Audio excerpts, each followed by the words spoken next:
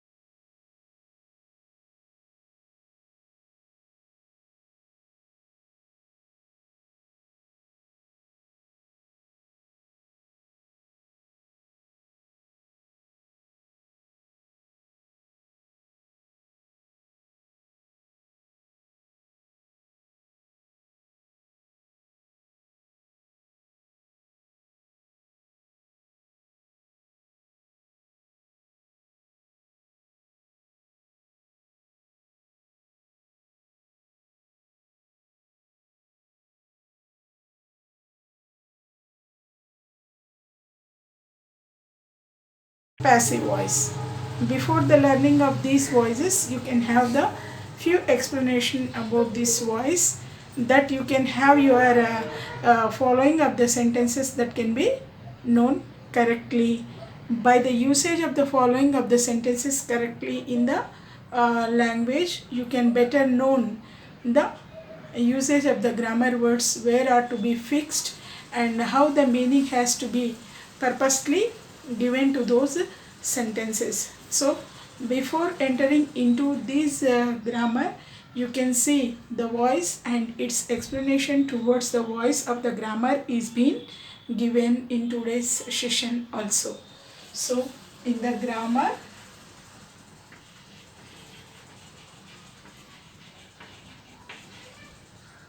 you can see the topic is voice.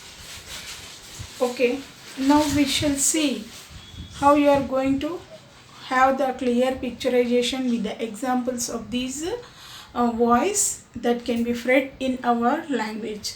Mostly you can see how the language in previous sessions also you have seen how these British language words and American language words are being spelled in between the knowing of our language, which may be very clear to the spelling, pronunciation, meaning, and even how the language is being spoken from the human vocal cords there.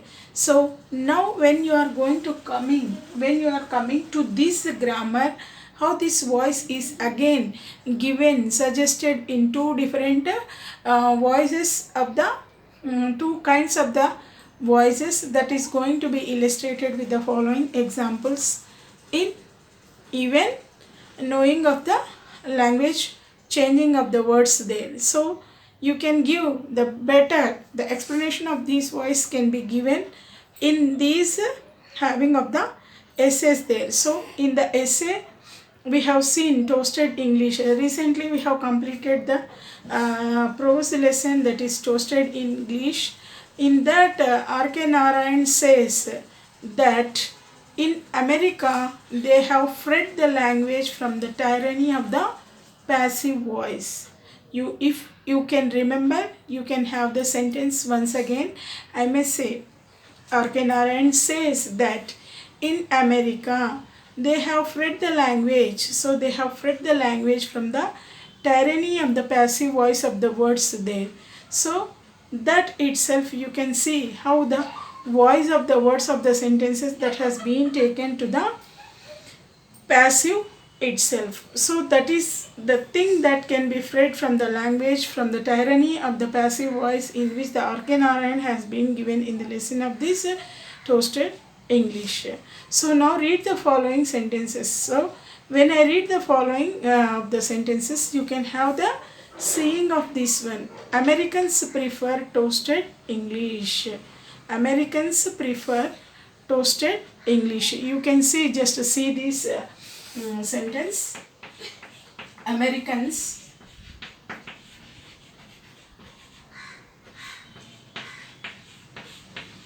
prefer toasted English. So just see the words. Americans prefer toasted English. You can see the words there, and you can also see the changing of the sentences here. So toasted English is toasted English is preferred by Americans. So you see the two sentences how they have been given. Americans prefer toasted English. Americans prefer toasted English. In the second sentence, toasted English is preferred by Americans. Although the meaning of the sentences is the same, the first sentence is in the active voice because the subject Americans. This is yes, you, be. You can take as the subject as Americans is doing something and thus active. So Americans prefer toasted English. There you can see in the sentences in the active voice because the subject Americans is doing something. The subject it is doing something and thus it is active. And the subject in the sentence toasted English. Toasted English. This is passive because it allows something to be done. This is passive and it allows something to be done. Done here. Then in the subject that is doing.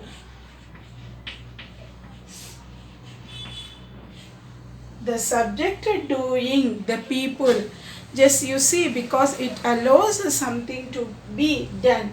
So the subject doing, you can see the two examples where you can see this is heavy and this is PV. Where you can see the difference in the object of the identifying of the doing and done to it. So although the meaning of the two sentences is the same, the first sentence in the active voice because the subject Americans is doing and thus it is active there. So this doing subject it is active.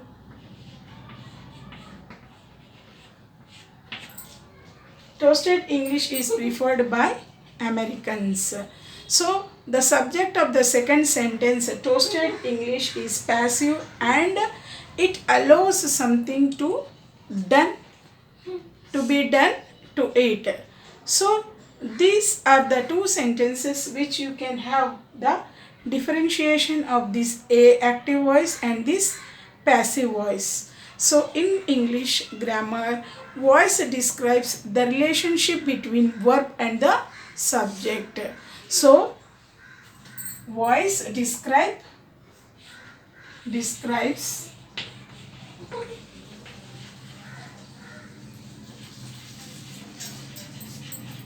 the relationship. So voice describes the relationship between the verb and the subject.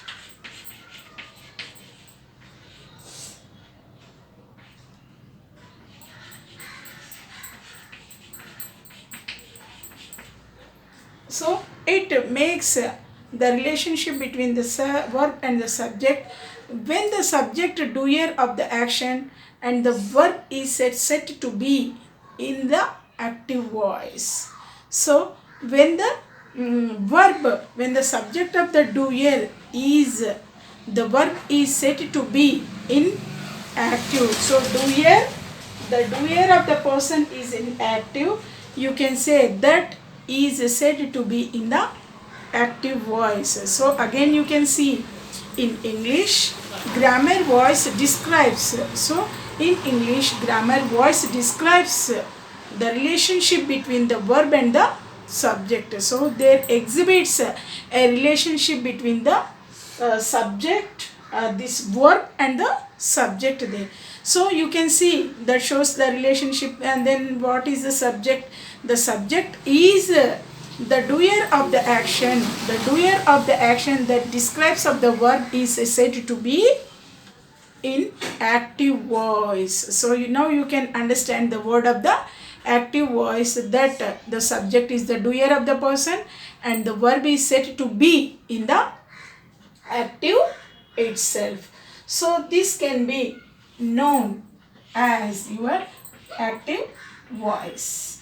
So that shows the activeness, and the verb of the doer of the action is being shown in the active voice. When it comes, the subject is the receiver of the action, the verb is said to be the passive voice. When it is able to see with the second sentence, the verb is said to be in the taking of the passive voice, that can be taken as your passive voice. Then received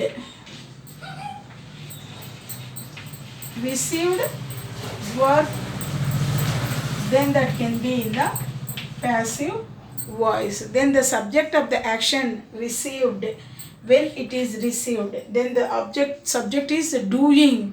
So here doer, you can see the doer and the received there. So you can see the having of the relationship between the subject and the verb. When the doer is taking the verb is said to be in the active voice. When the verb is taken as the received of the action, the verb is said to be in the passive voice. So now you can have the other example that shows you the having of the thing that is going to be explained in other sentence. You can also see with the rectification there. Rishi ate the mango. Rishi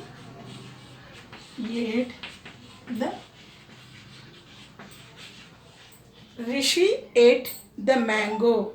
The verb in this sentence, you can see the verb ate is in the active. Here the verb ate. So this is verb ate is in the active form. So here you can see that the voice, because the subject of the action is being expressed by this Rishi there. So the action is being expressed by this Rishi, and because the subject of the sentence is performing of the action of the word, what he is doing, he ate. So Rishi ate the mango. The verb in ate, the verb ate is in the active, because the subject of the sentence Rishi is doing or performing the action expressed by the verb there. So however, the sentence the mango was eaten by Rishi, so this is active, so you can call this as active voice. Then with the same thing, you can see the mango was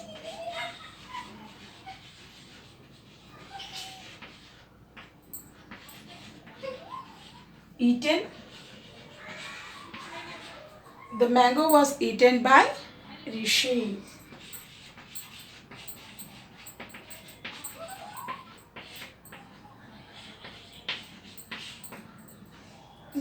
In this you can see the verbal phrase was eaten. So this is verbal phrase. You can see the mango was eaten by Rishi. Then you can see here the mango was eaten by Rishi. The verbal phrase was eaten in the passive. So the word received. So passive, he was already the receiver of the action, was being given there. The verbal of the phrase was eaten in the passive voice because the subject, the mango, is the receiver of the action. So the mango is the receiver of the action.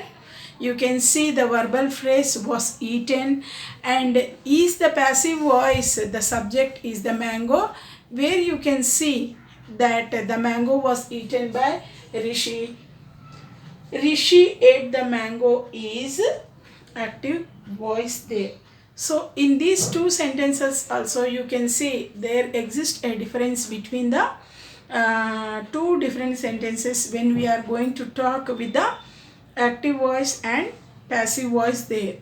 So now the active voice is mostly the type of voice in both spoken and written English, and is generally considered to be the default voice there. So now the active voice is the most common voice, both spoken and written, and is generally considered to be the default voice there. The active voice is preferable to the passive because it uses fewer words, and states clearly who is performing the action, there. So for that itself you should always try to use the active voice when there is no subject, when there is no direct subject. Sentences without direct objects must be active. So for example, you can see in two more examples, you can have to be noting of these usage of the words there. Then for these other two examples, the singer performed for an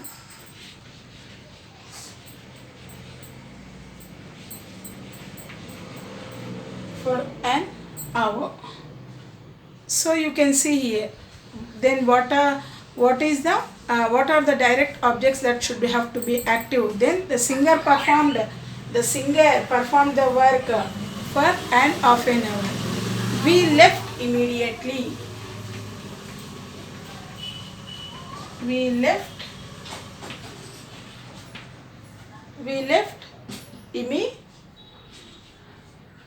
immediately. We left immediately after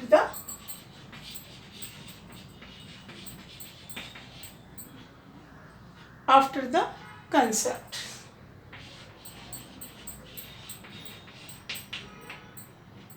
So you again here you see how the sentences you should have to be actively seen, and these actively seen the sentences you should always use the active sentences when they are leaving the objects. Sometimes you can have the direct objects with having of using of these objects there. The singer performed for an hour. We left immediately after the concert there. So in this there is no direct subject. Without these direct subjects also, the work of the performer is active there. So you can identify no direct objects, and sentences without having the direct objects must be active. So here the singer is active for an hour. Then we left immediately after the concert there. So these are the two sentences where you are having the sentences without the direct objects, and they are in the active stage. So when you see other two sentences, at that you will be seeing of the doer of the action, and which is very relevant to the voices there, and the doer of the action is important there. Then you can also see those two sentences now, and you can have the knowing of the sentences there. When the agent of the doer of the action is important or known or relevant. Tagore received. So, Tagore received Nobel Prize in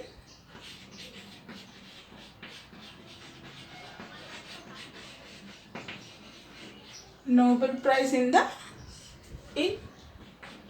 1930. You can see. You can mention the year. And a doctor saved the patient. One more. A doctor saved the patient. One more is, you can see with one more, the chief minister inaugurated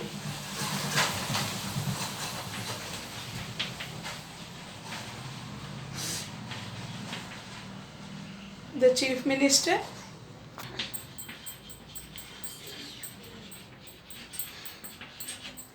inaugurated the new building.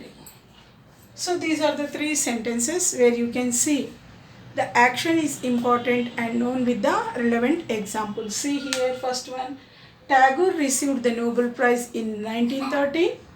A doctor saved the patient.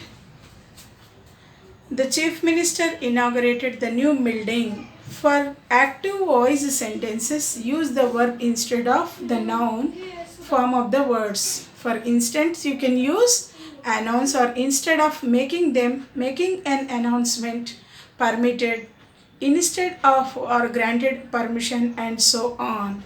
So converting a verb, adjective, adverb into a noun or noun phrase can also be called as nominalization there. So you can see these are the few more sentences where you can have your addition to these active voice of the sentence where the doer of the action or the where the agent of the action is important and it is known and relevant. So you can observe from these three sentences that Tagore received the Nobel Prize in the 1913. A doctor saved the patient. The chief minister inaugurated the new building. So after these three observing of the sentences, you can also see the some of the active voice sentences use the verb instead of noun and a noun form of the words. For instance, use announce and use announce instead of make an announcement, permitted instead of granted permission. You see the changing of the order of the words there.